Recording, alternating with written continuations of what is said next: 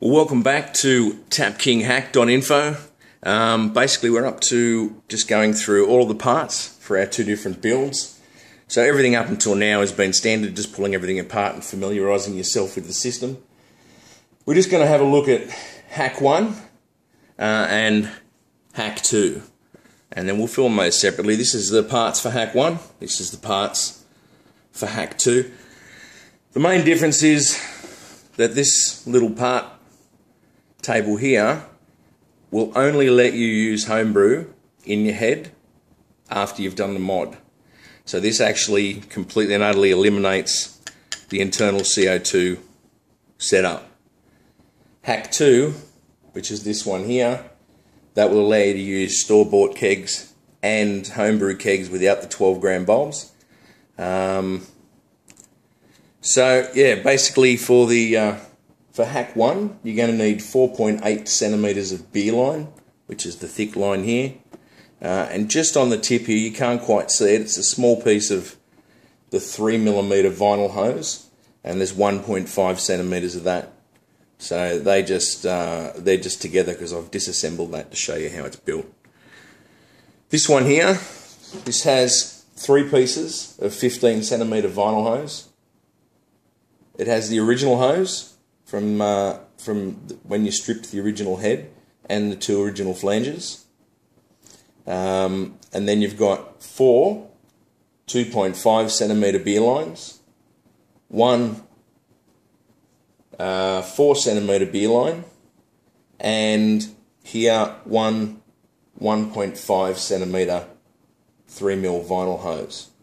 Okay, so that's your part list. Now, also while we're here, you can get your regulator in 2 forms. That's your standard regulator, it just comes like that. The links are on the YouTube and on the website. I think that one's about $39. This one here is another way that you can purchase it. What it has on the end is actually a standard beer keg attachment. I grabbed that one because I reckon I'll probably have kegs in a bar here at home, so I've just got that one. They're the 2 ways that you can buy them, and they come with or without the 16-gram bulbs. You're going to need some pointy nose pliers, they'll be handy, your ruler to do all your cutting, your thin Phillips head screwdriver, 7/16 spanner. You're going to need your Inox grease, and this is a food grade grease. You can pick it up from Jaycar Electronics, that's where I got mine from. It was about $5 or $6. A little tube of super glue, and then all the rest of the parts that you already had. Now, the next thing to do is to prepare your housing for drilling. Now, you can see this one's got 2 holes in it, one here and one here. Now that's only to demonstrate. You're only going to need to put 1 hole in one side or the other. If you're looking at the top of the plastic housing, if you are going to be doing this hack here, okay, which is hack 1, the simple hack where you can't use store-bought bottles, you're actually going to end up with your regulator on this side. Because what happens essentially is this comes in through the side here, connects directly into that hose which goes down into the mechanism, and it's done. It simply pushes together, screws together.